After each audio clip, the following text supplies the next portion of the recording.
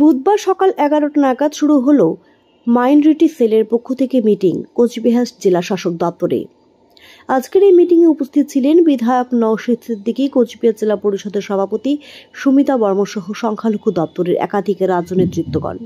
Meeting শেষে সাংবাদিকদের বিভিন্ন প্রশ্নের কি জানাচ্ছেন সংখ্যালঘু সেলের রাজ্য নেতৃত্ব শুনে নেওয়া যাক।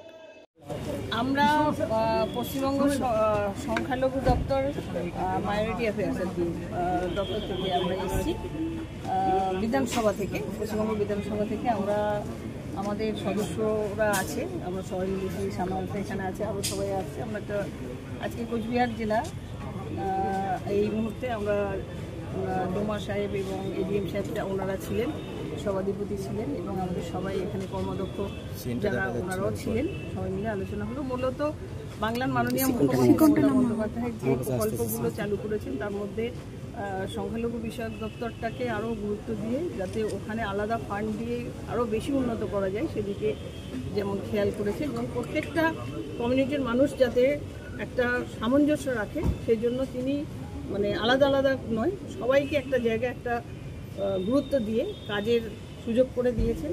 তো আমরা সেই কাজগুলো কীভাবে কতটা হচ্ছে, ফান্ড আসছে, ফান্ডের ঠিকঠাক সঠিক হচ্ছে কিনা সেইগুলো নিয়ে একটা আজকে আলোচনা বসেছিলাম। এখানে যে ফান্ডগুলো এসছে বাংলার মাননীয় মুখ্যমন্ত্রী মমতা বন্দ্যোপাধ্যায়ের সরকারের পক্ষ থেকে যারা আধিকারিক আছেন দ্রুততার সাথে কাজ করছেন, কিন্তু বেশ কিছু জায়গায় আমরা দেখলাম যে কেন্দ্রের কিছু ম্যাচিং গ্র্যান্ট থাকে, কেন্দ্রে যে ফান্ড দেওয়ার কথা আপনারা তো ইতিমধ্যে শুনেছেন, যেমন 100 দিনের টাকা যেগুলো দেয়নি ওইরকম আইডিএফ, সেরকম সংখ্যালঘু দপ্তরের যে ফান্ড সেই টাকাও তারা দিচ্ছে না, ফলে একটু পিছিয়ে যায়। কিন্তু বাংলার মাননীয় মুখ্যমন্ত্রীর কোনো কাজই আটকায় না, সব কাজ চলে। তাই কেন্দ্র যদি একটু সহযোগিতা করতো তাহলে আমাদের সরকারের আরও কাজ, আরও উন্নয়ন আমরা বেশি করে করতে পারি। এসডিবি ব্লক যেগুলো আছে সেই ব্লকগুলোতে সমস্ত কাজগুলি চলছে, এবং প্রতি ইয়ারেরই টার্ম লোন থেকে আরম্ভ করে, ছেলেদের স্কলারশিপ থেকে আরম্ভ করে, কেভিআর থেকে আরম্ভ করে সব স্কিমগুলি আমাদের চলছে। প্রায় 90% কাজ প্রায় কমপ্লিটের পথে। আমাদের জেলা পরিষদ এবং আমাদের সরকারি প্রশাসনরা পুরো কাজ তত্ত্বাবধান করে খুব তাড়াতাড়ি করছেন। তবু আমাদের ম্যাডাম এসছেন, আমাদের স্ট্যান্ডিং কমিটির ম্যাডাম, আমাদের প্রতি এতেই আমরা ডিস্ট্রিক্টে যাই, আমাদের কাজগুলো তদারকি করি, এবং কীরকম কাজের মান হচ্ছে, কীরকম আমাদের হোস্টেল থেকে আরম্ভ করে, কমিউনিটি হল থেকে আরম্ভ করে, সেগুলো সব আমরা দেখি। আমি বলবো না কাটমাটিতে চলে যাচ্ছে, বাকি এটা আবার পরের ইয়ারে আপনার কি হচ্ছে ওটা কি আবার দেখাচ্ছে। যেমন মাইনরিটি ডিপার্টমেন্টের কথা বলছি, 2021-22 অর্থবর্ষের দিকে আপনার 3,500 কোটি টাকার আশপাশে বাজেট ছিল।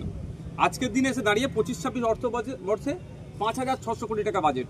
শুনলে মাইনরিটিদেরকে দেখিয়ে ভোট নেওয়া যাবে। দেখেছো মাইনরিটিদের উন্নয়নের জন্য এক বছরে 5,600 কোটি টাকা বরাদ্দ করা হচ্ছে, কিন্তু খরচ হচ্ছে কত?